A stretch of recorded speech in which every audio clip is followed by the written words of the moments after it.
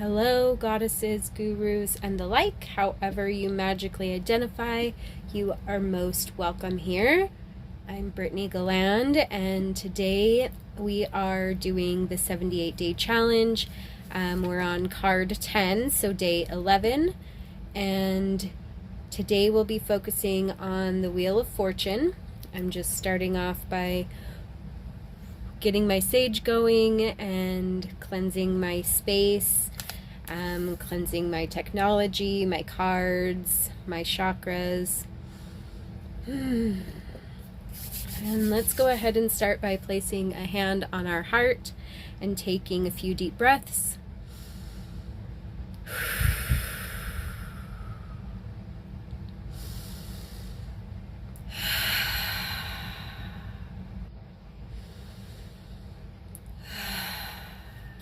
Asking that our crown chakras be opened at this time so that our divine starlight and magic can enter in through our crown chakras and go and travel all the way down through our bodies, opening our eyes, ears, nose, mouth, throat, heart, center, organs, stomach, into our hands, arms, legs, and out our feet, connecting us from heaven to earth. Asking that our higher selves be present with us today, that we can call in any angels, ancestors, or guides that would like to be present with us and help us to tap into our intuition as we interpret these cards. And so it is. Thank you, thank you, thank you. All right, so today, like I said, we are going to be focusing on the Wheel of Fortune. So in my deck, it shows a man at the bottom, I believe. Oh, they're actually both women. Just kidding. It shows someone going up the wheel and someone going down the wheel. It shows Aquarius, Scorpio, Taurus, and Leo. In your typical Rider-Waite, what you'll see in this is you'll see the Anubis, the Anubis, which will be ascending around the wheel, and a snake, or the god Typhon, the ancient god Typhon, will be descending. There's always going to be some fun symbols in the middle of the Wheel of Fortune. And then in typical Rider-Waite, there will be, let me look up the actual signs of these. So, there will be 4 winged creatures in each of the corners that symbolize the Aquarius. So Aquarius will, or the zodiac. So Aquarius will symbolize the eagle, or the angel. My goodness. Let's start over, shall we? In typical Rider-Waite, there will be, instead of these zodiac signs, there will be winged creatures in each corner. So the Aquarius will be represented as an angel. The eagle will be the Scorpio. The lion will be Leo. And the bull will be Taurus. And they'll all be winged. In your typical Rider-Waite. So, I want you to be open with your intuition and write down what they symbolize to you. We're going to go ahead and you're going to set a timer for at least 3 minutes. I recommend 20. And journaling all that you feel about this card. What do the symbols mean to you? What do the characters represent? What do the zodiac represent? And what do you know, see, feel, hear, can express about this card? So go ahead, pause this video, and write down all of your intuitive hits, and we'll come back and talk a little bit more about this card. Okay, hopefully you got some good intuitive hits about the Wheel of Fortune. Let's go ahead and talk a little bit about the card. So I was really contemplating what zodiac this was ruled by. Obviously, it's going to be ruled by all the ones on the card, right? So, I mean, that's kind of a given to me. But I couldn't decide what planet it was ruled by because it has so many zodiac. So I just didn't really guess on that. But my intuitive hits on the Wheel of Fortune are, I know that it's a lucky card, Wheel of Fortune. So it's going to be things that bring you luck, bring you fortune. I think it also represents time, the wheel of time and seasons and change. Maybe rebirth and death, represented by the gods around the outside, because you've got the snake, which represents good and evil, a balance maybe. You've got the Anubis, which represents life and creation and death even. It's another cycle. So this card feels cyclical to me for obvious reasons. So those were my intuitive hits. And let's go ahead and jump right into keywords. So keywords for this card are, in fact, time and good luck, karma, life, life cycles, destiny, and turning points. So this is going to be in the upright position when you pull this card. In the reverse position, it could symbolize bad luck. It could symbolize resistance to change, to your cycles.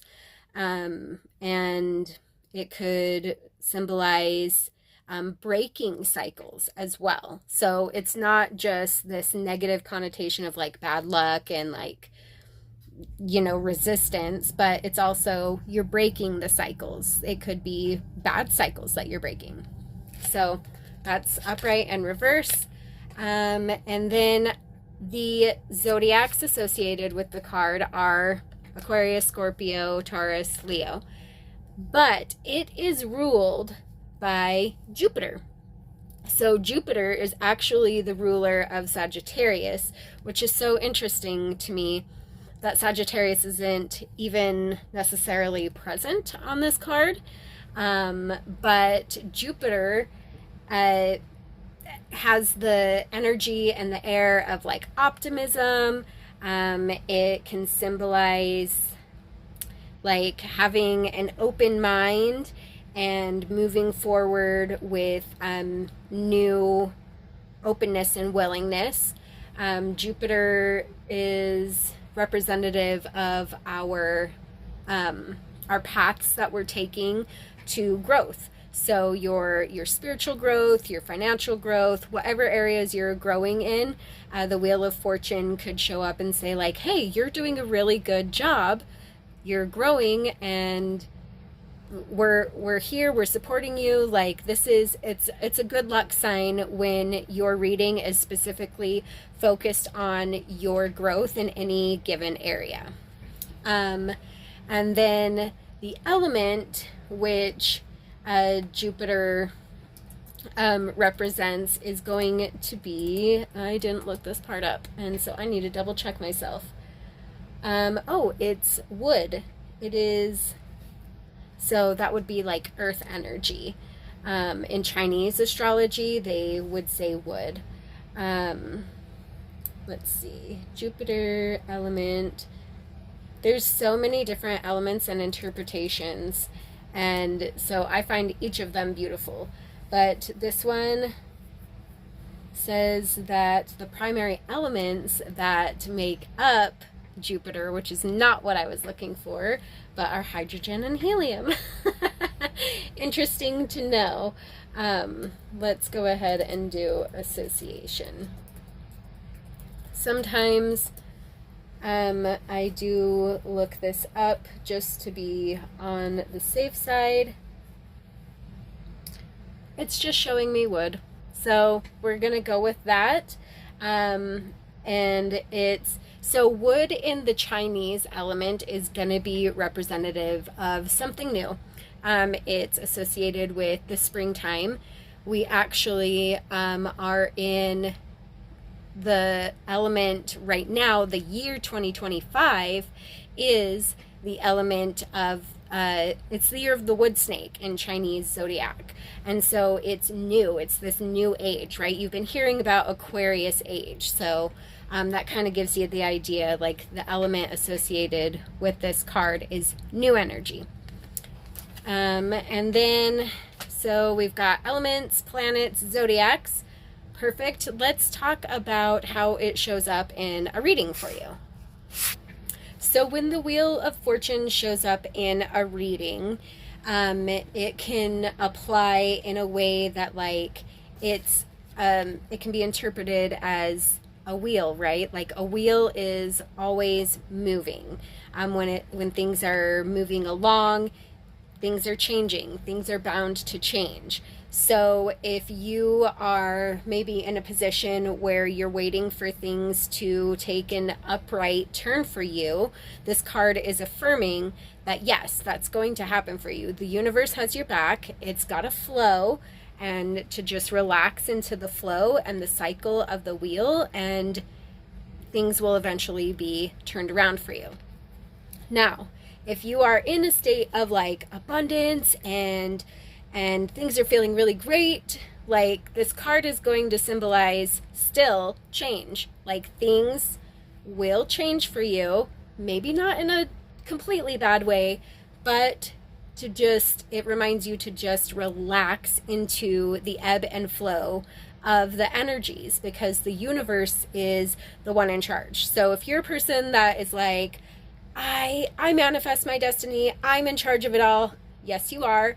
You are in charge of your own energy and how you show up when the ebbs and flows of the universe happen, because the universe gonna universe, right? Like it's just gonna keep on turning, it's gonna keep on going, and it's reminding you that, okay, even if you are at a good point right now and things start to turn and go a little bit wonky, they'll eventually turn again. So just keeping in mind the ebb and flow of things, that the universe has your back no matter what. There will always be good fortune to have. And when you do have that, make sure you cherish it and you relax into it. And you're not holding on to like, this is how I want it to be always, because that's just not how things work. It's just not. And I think that we've been alive and on the earth long enough to know that there are always going to be challenges, and that there will always be fortune and gold and treasure within each of those moments. So that's how it'll show up for you in a reading in the upright position. In a reversed position, you may be getting the message that you're resistant to change. What blocks are you placing upon yourself? What actions have you taken to resist change? What is blocking you from getting your fortune? What is blocking you from receiving abundance? It could also represent you feeling like something is out of control, out of your personal control, and that you've done everything you can do, and there's these outside forces that are putting you in a helpless position, right? So this card is reminding you again to relax into the ebb and flow and to pay attention to your actions, because you still, even if there is an ebb and flow, you still need to put in the work and the effort and the action in order to receive your abundance fully. Because if you're in this negative, resistant cycle, then when it shows up in the upright position, you're not going to be ready to fully receive. So it's telling you in the reverse position to change, to create change within yourself, and to be accepting of change when it happens. Okay, that is the Wheel of Fortune. I hope that you enjoyed this today. Thank you so much for being with me on this journey. And as always, remember that you are kind, you are smart, you are important. I love you. Be a good friend and have a good day. Mwah.